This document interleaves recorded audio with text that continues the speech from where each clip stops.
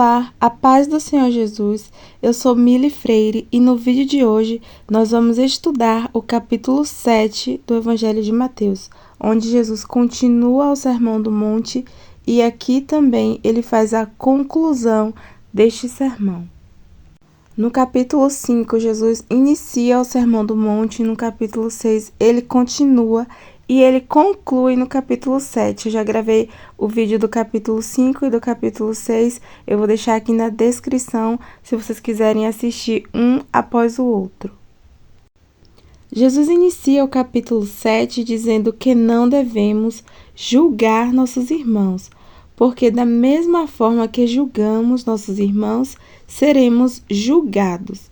E Jesus diz mais, que com a mesma medida que medimos os pecados dos nossos irmãos, os nossos também serão medidos. No versículo 3, Jesus nos interroga da seguinte forma: por que reparas no argueiro que está no olho do teu irmão e não vês a trave que está no teu olho? A palavra argueiro significa uma partícula leve, um cisco, por exemplo. Já a palavra trave, na Bíblia, significa um pedaço de madeira, algo usado para reforçar uma estrutura. Jesus está dizendo que muitas vezes apontamos o erro do nosso irmão, mas o erro que está em nós, mesmo que seja 100 vezes maior, não enxergamos. E quando temos um erro e não conseguimos enxergar, nunca vamos corrigir, vamos viver nesse erro. É por isso que Paulo diz: examine-se o homem a si mesmo, porque cada um de nós devemos nos corrigir.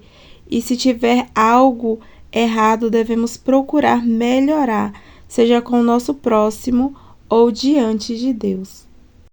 E Jesus ainda diz que é hipocrisia da pessoa estar errada e querer corrigir o erro do outro.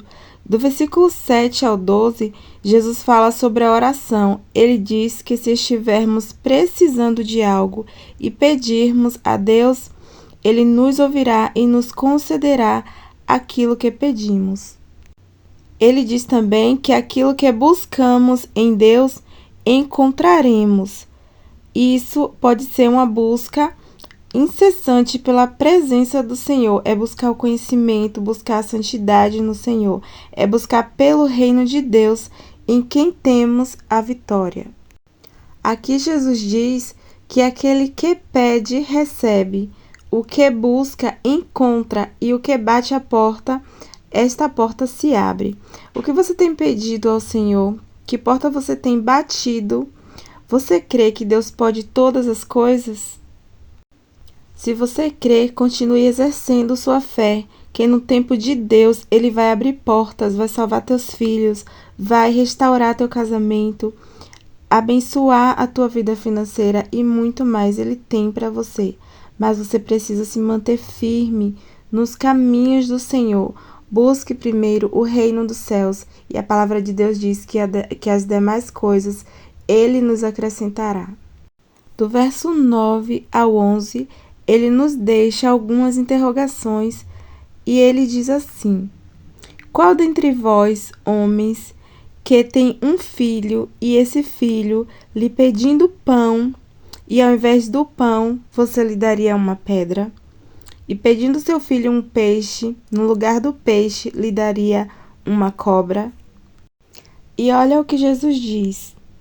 Ele diz assim, que nós, seres humanos, somos pecadores, somos falhos e muitas vezes praticamos o mal e ainda assim damos aos nossos filhos coisas boas.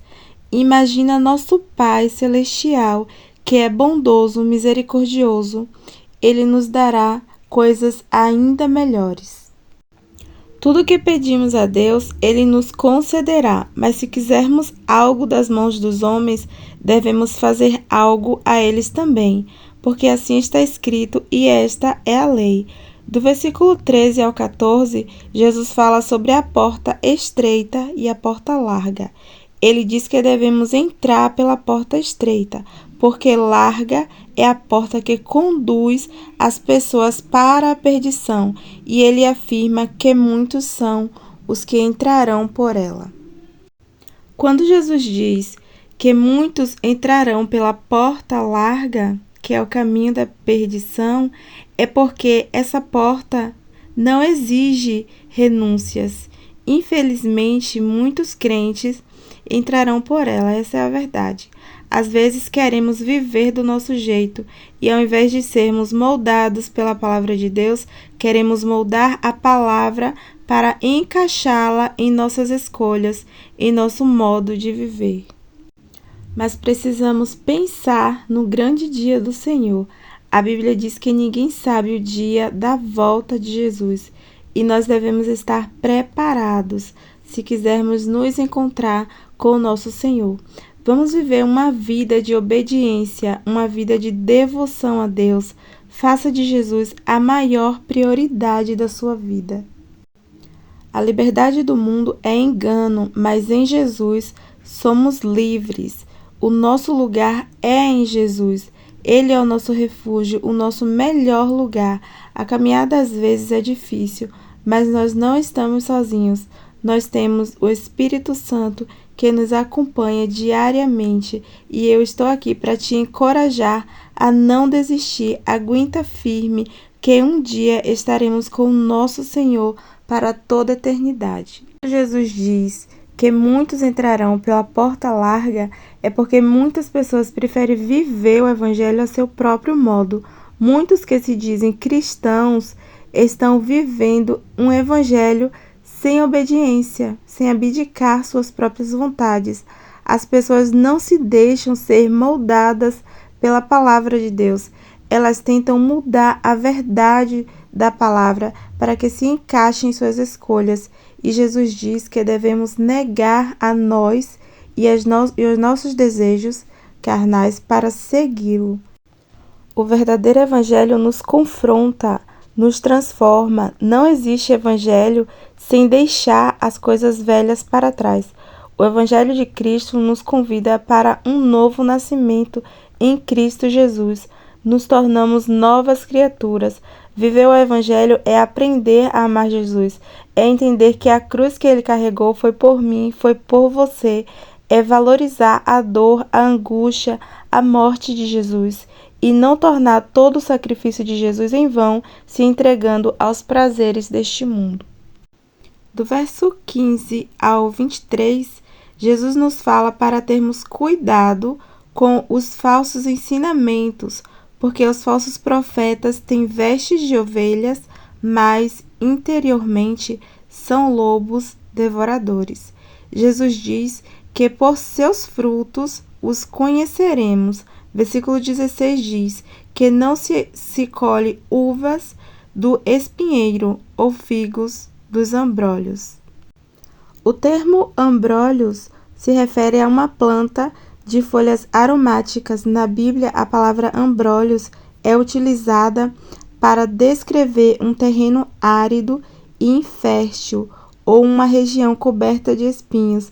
Assim são os falsos profetas, como uma região seca e espinhosa, de solo infértil que não dão frutos.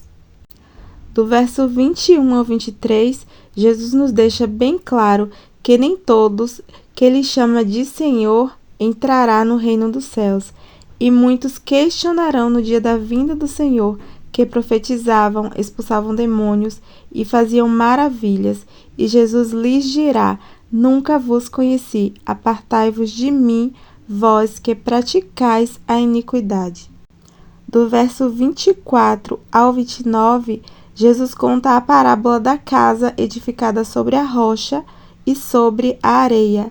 Jesus começa dizendo que todos que ouvem seus ensinamentos e praticam, estes são semelhantes ao homem prudente que edificou sua casa sobre a rocha.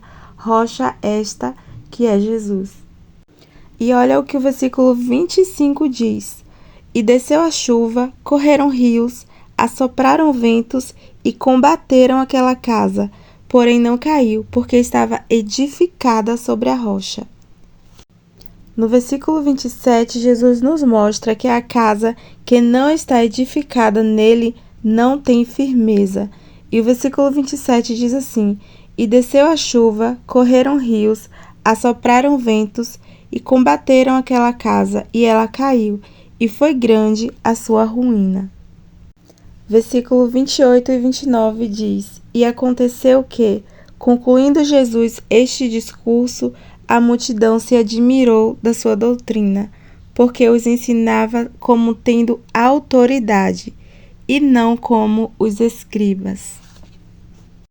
E assim Jesus conclui o Sermão do Monte, que nós venhamos viver os conselhos que Jesus nos deixa aqui e que possamos edificar a nossa casa no Senhor Jesus. E eu digo a nossa casa sendo nós templo do Espírito Santo de Deus, que nós venhamos ser edificadas pela palavra do Senhor e que através das nossas vidas as nossas famílias também venham ser restauradas e edificadas. E esse foi o vídeo de hoje.